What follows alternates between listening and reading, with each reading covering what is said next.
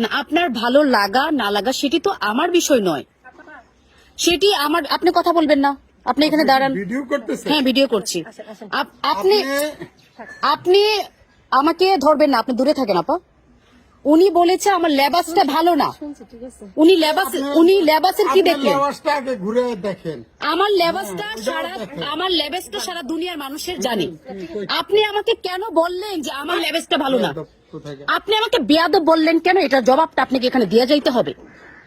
এটার জবাবটা আপনার এখানে দিয়ে যাইতে হবে। কেন আপনি আমাকে বেয়াদব বললেন? কেন আপনার পোশাক নিয়ে আমাকে কথা বললেন? আপনি আমার পোশাক নিয়ে কেন কথা বলেন? সেই অধিকার আপনি এখান থেকে যেতে পারবেন না। আপনি এখান থেকে যেতে পারবেন না। আপনাকে আমি যেতে।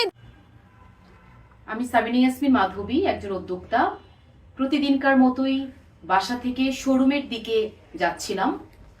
আমি হেঁটে যাচ্ছি, আমার পাশ দিয়ে একজন। আমি বাগা তুই থাম।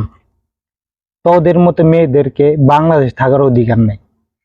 তোদের থাকা দরকার হচ্ছিল আফগানিস্তান আর নয়তো ইরাক।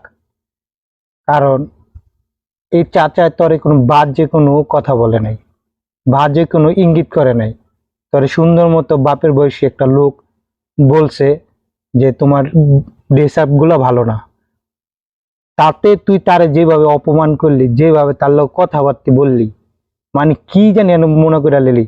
তুই উদ্যোক্তা হস বা তুই বাংলাদেশের যে কোনো একটা ক্ষেত্রে যে কোনো একটা বড় নেতাই হস না, কিন্তু তুই তার সাথে এইভাবে ব্যবহার করা তোর ইয়ে হয় নাই। কেন তুই মেয়ের নামে কলঙ্ক। তুই মেয়ের নামে কলঙ্ক। তুই যদি মেয়ের নামে কলঙ্ক না হইতি তাহলে চাচার সাথে এইভাবে ব্যবহার করতি না।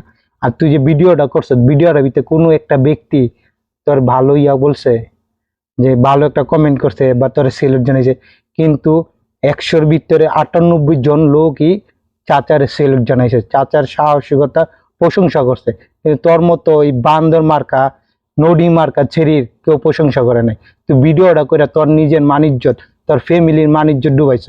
চাচা ঠিকই বীরের পর্যায়ে চলে গেছে গা। চাচার ভিডিওটা কইরা তুই বাস খাইছ, চাচা বাস খায় নাই।